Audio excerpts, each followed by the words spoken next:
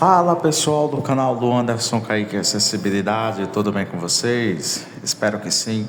Bom pessoal, no vídeo de hoje eu vou estar demonstrando para vocês como vocês podem estar criando um podcast com o seu PDF, certo? Então, primeira coisa que a gente fez aqui, né? A gente criou um podcast antes do vídeo, eu criei um podcast antes do vídeo. E o podcast está aqui na tela. Então, com o seu podcast baixado, ó, com o Google Gemini, o que acontece? Aqui já tem a opção de reproduzir aqui, ó. Jogos acessíveis. Meia-noite. Controle deslizante. Aqui tem o nome do podcast. Eu tinha pedido para o Google Gemini criar um podcast antes de eu gravar esse vídeo, né? Claro. Ouvir. Botão. Aqui o prompt, ó. Criar resumo em áudio. Esse prompt vai aparecer automaticamente quando você for estar importando, não é compartilhando, tá? É importando o seu PDF para cá, né? Vamos supor que você não tenha o Notebook LM instalado, né? Aí você pode criar com o Google Gemini o seu podcast. A única diferença do Notebook LM para o Google Gemini é que a qualidade de áudio que o Notebook LM gera, na verdade não é qualidade, é o formato do áudio, ele vai gerar ponto .wave. E o Google Gemini, quando você for baixar o áudio será baixado em formato MP3, certo? Vai ser baixado em formato MP3, né? Eu não sei quantos limites o Gemini tem para poder gerar o podcast na sua versão gratuita, mas o Notebook LM em sua versão gratuita, para você poder gerar um podcast, o Notebook LM, o limite é de até 3 podcasts na versão gratuita, somente 3 e nada mais, né? Pelo menos até a gravação desse vídeo, o limite de geração de podcast do Notebook LM é de 3, né? O Google ainda não aumentou o limite, é de apenas 3 podcasts. No Google Gemini eu não sei, mas tem limite também. Tem limite de geração de podcast pelo Google Gemini também, né? Então, olha, a primeira coisa que a gente vai fazer é o seguinte, vamos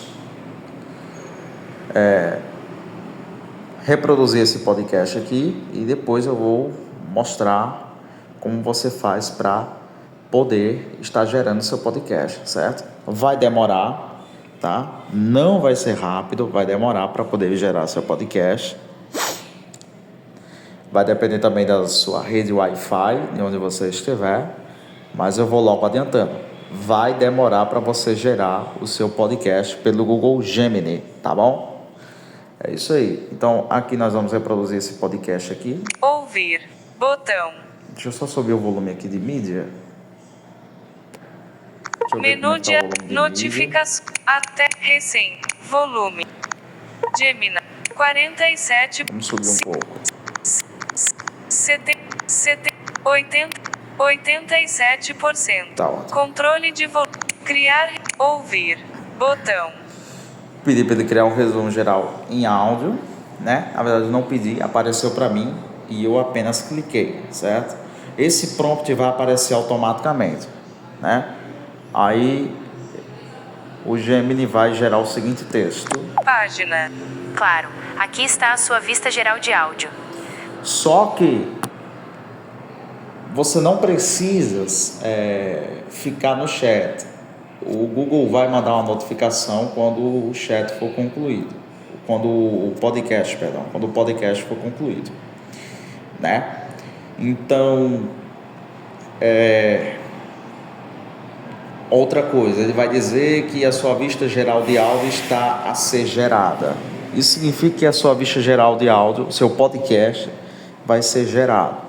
E uma qualidade absurda. O Notebook LM tem uma qualidade absurda de áudio e de voz, tá? né? Essas vozes que vão aparecer estão no notebook LM, essas vozes que vão aparecer no podcast. E eu vou dizer uma coisa, o Google está inovando e muito, viu? Com relação à inteligência artificial, né? Muitas novidades, enfim. Bom lá, sem mais enrolação, vamos colocar o podcast Jogos para acessíveis. reproduzir. Meia-noite. Esses Controle jogos acessíveis deslizante. é o título do podcast, Jogos Acessíveis para Pessoas com Deficiência Visual. Esse podcast foi gerado à base de um PDF que eu importei para cá, né? E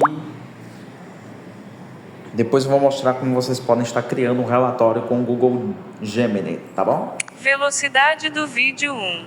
Botão. E está transformando esse mesmo relatório também em podcast. E de quebra, como você pode estar exportando para o Google Docs e como você está convertendo, enviando uma cópia em formato PDF para o Google Drive ou para o seu colega no WhatsApp, né?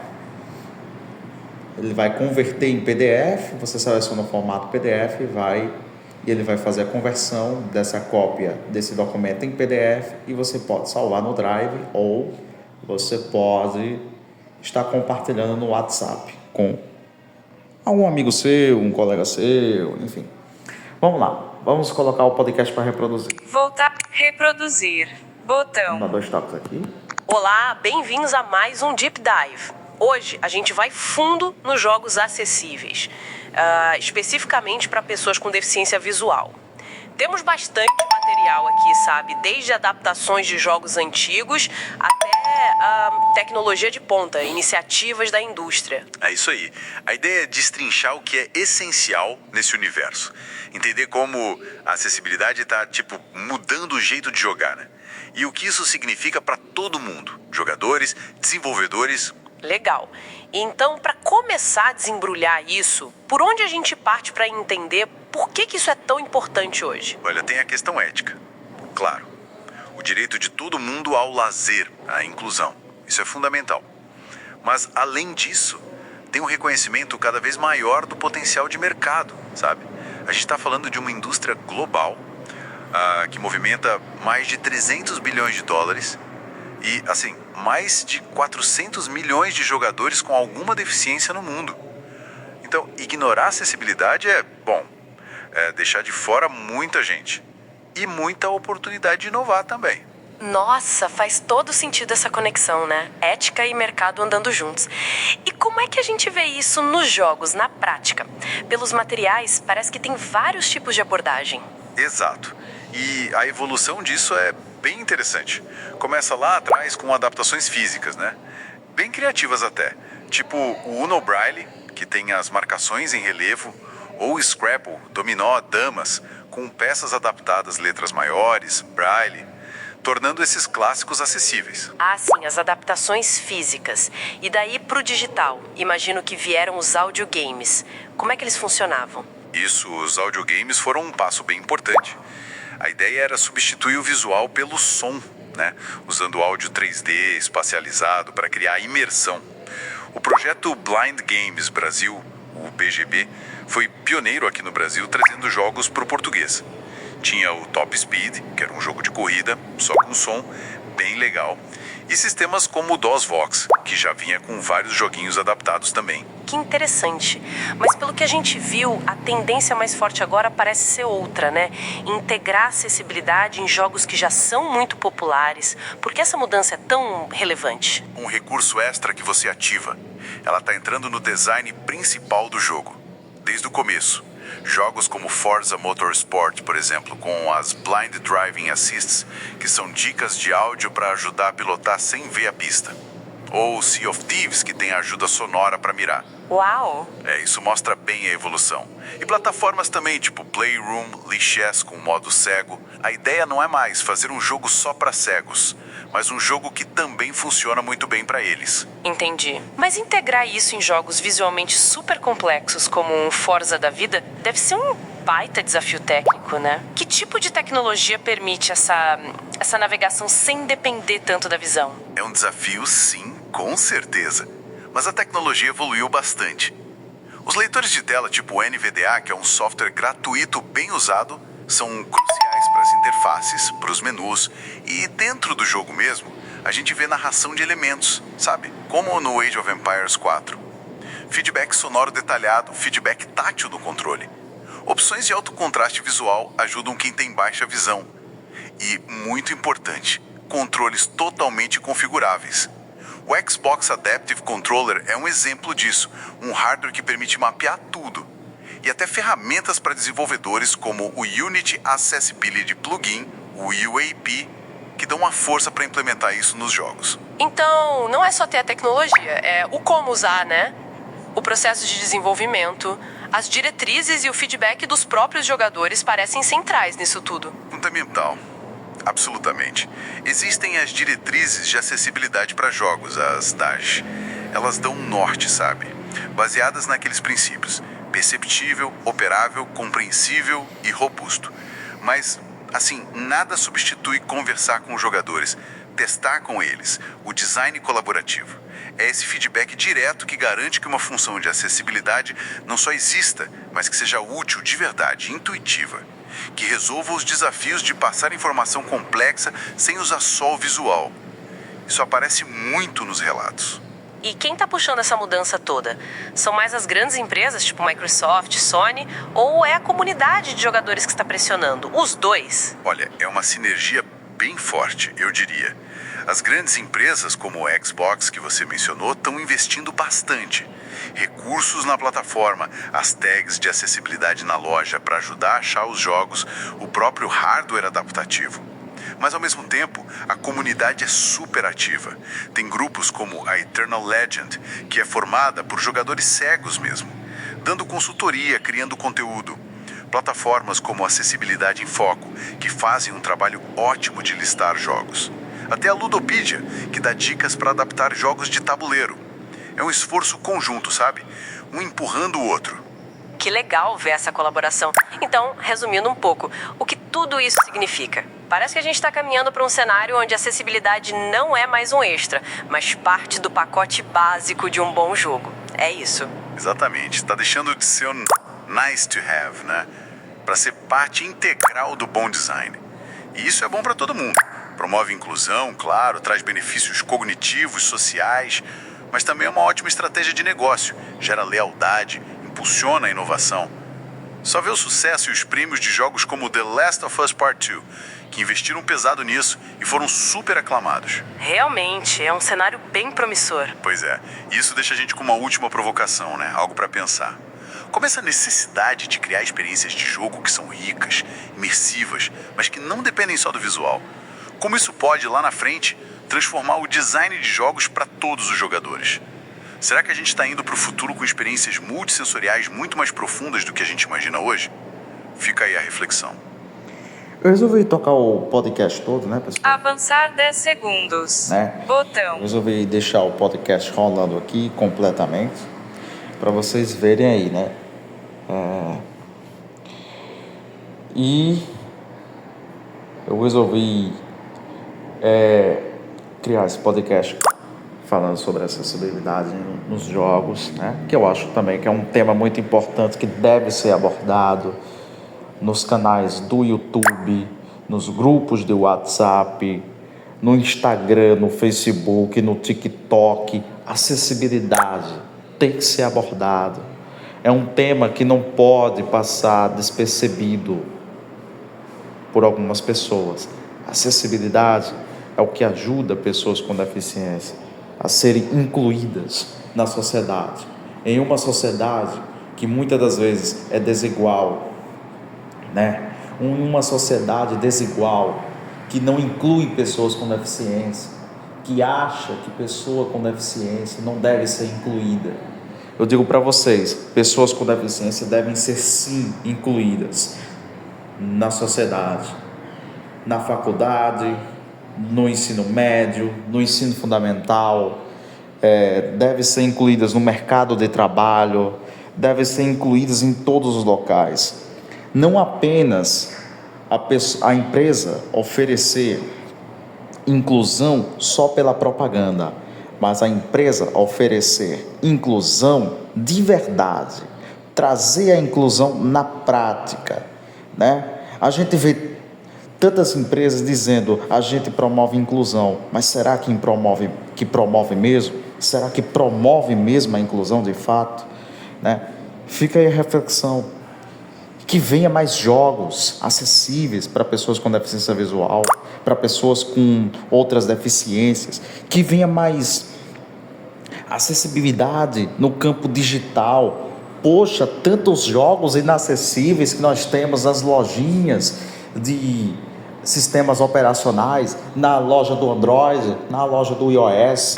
É muito jogo inacessível, pessoas que não pensam na acessibilidade, que não estão nem aí, que acham que pessoas com deficiência não podem jogar. Eu digo, pode sim, né? Pessoa com deficiência pode sim jogar, pode mexer nos smartphones, pode interagir com outras pessoas, nos aplicativos de mensagens, por chamadas de voz.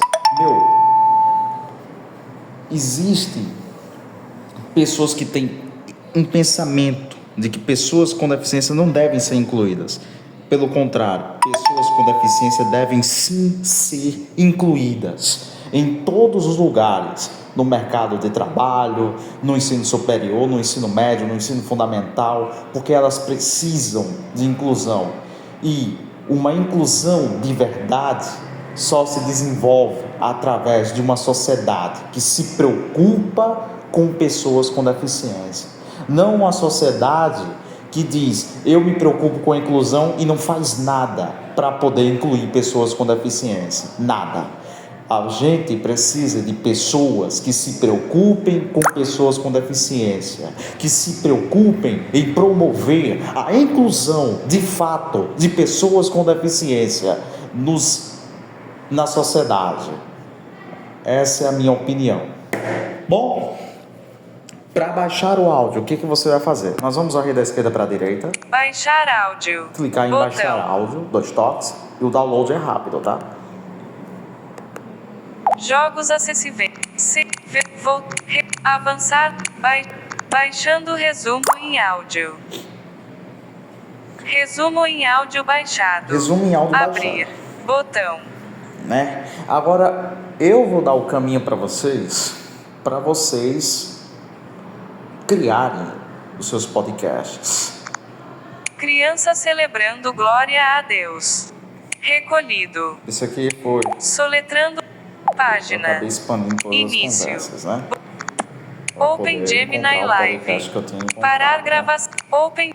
17 minutos. Então vamos lá. Olá, Lu Anderson. A primeira Janela Gemini. a primeira coisa que vocês vão fazer é o seguinte. A gente vai clicar em adicionar anexos no canto inferior direito da tela. Adicionar anexos. Botão. 2 toques aqui. Alça de arrastar. E aqui vai abrir uma tela com as opções. Câmera. Câmera. Galeria. Galeria, se você quiser importar uma foto da galeria. A câmera, se você quiser tirar foto. Arquivos. Arquivos, se tiver um documento no seu gerenciador de arquivos, você pode importar para cá. Drive. E Drive. Eu vou escolher o Drive. E Gemini. aqui ele vai abrir uma tela Drive. do Drive. E cancelar. Botão. Aqui nós estamos com a tela do Google Drive aberta. E eu vou selecionar aqui um documento em PDF. Tipo desconhecido. Áudio. Áudio. Vídeo. Vídeo. Vídeo. Vídeo. Tipo desconhecido. Arquivos. Layout. Arquivo. Áudio. Documentos Google. Jogos acessíveis. Áudio. PDF. Arquivos zip. PDF. Áudio. PDF. Documentos Google.